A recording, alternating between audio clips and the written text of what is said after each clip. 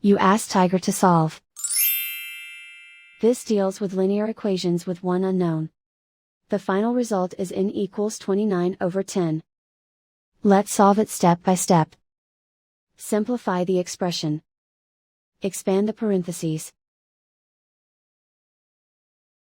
Simplify the arithmetic.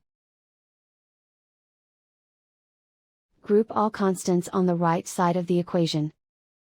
Add 360 to both sides.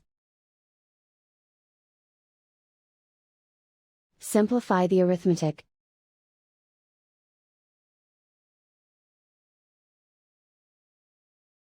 Isolate the n. Divide both sides by 180. Simplify the fraction. Find the greatest common factor of the numerator and denominator.